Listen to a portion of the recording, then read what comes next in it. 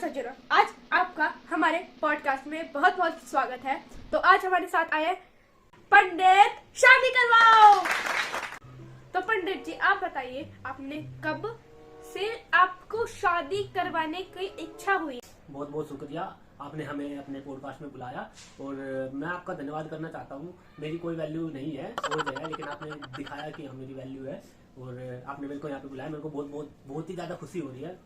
और जैसे कि आपने मेरे से पूछा है कि मैंने पहली शादी किसकी करवाई है और मेरा जो स्टार्टिंग कैरियर है वो कहाँ से स्टार्ट हुआ। मेरी 49 की एज है, लेकिन मैंने अपनी शादी जो पहली करवाई थी वो 50 साल पहले शादी करवा दी थी मैंने। तो आप पूछेंगे किसकी शादी करवाई है, तो मैं आपको बता दूं कि मैंने सबसे पहले अपने पेरेंट्स की शादी करवाई थी जब मैं पैदा भी नहीं हुआ। वहीं से मेरा कैरियर जो है कि बूस्ट होना स्टार्ट हो गया था।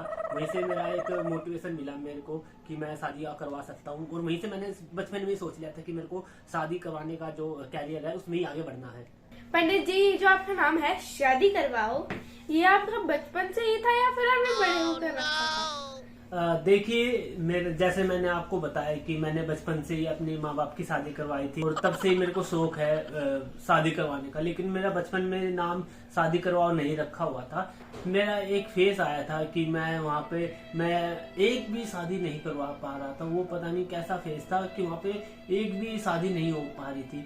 तो उस टाइम मैंने खुद को ही बोला कि शादी करवाओ, शादी करवाओ, शादी करवाओ।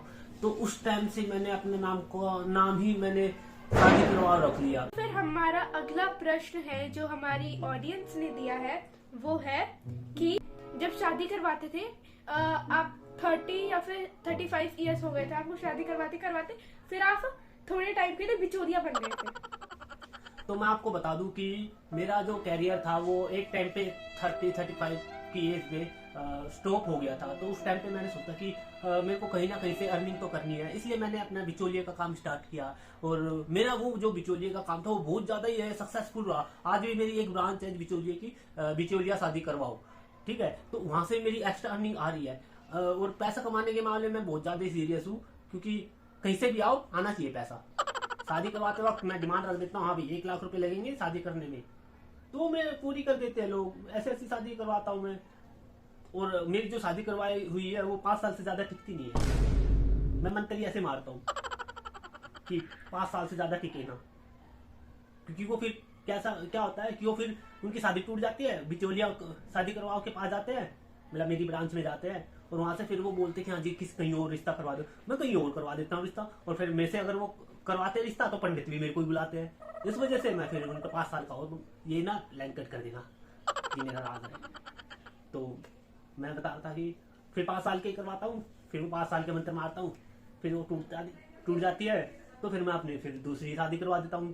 तो ये हमारा एक साइकिल है जो कि ऐसे ही चलता रहता है। तो पंडित जी, ये हमारा आखिरी प्रश्न होगा। तो दर्शकों ने हमसे पूछा है कि आपकी ये जो 5 साल वाली स्कीम है उसकी वजह से क्या आप कभी जेल में गए हैं? अरे सर, आपसे क्या छुपा है, इसमें थोड़ा रिस्क तो होता है। जो 5 साल की जो स्कीम मैंने बताई है उसमें थोड़ा रिस्क तो होता है।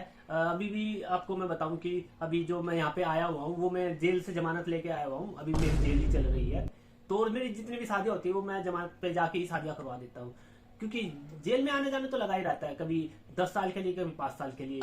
तो इस वजह से मैं जमानत पे आता हूँ, शादी करवा देता हूँ, चला जाता हूँ वापसी जेल में। तो पंडित जी, आपके साथ बात कर हमें बिल्कुल अच्छा नहीं लगा, तो कृपया करके बाद में ना आए। धन्यवाद।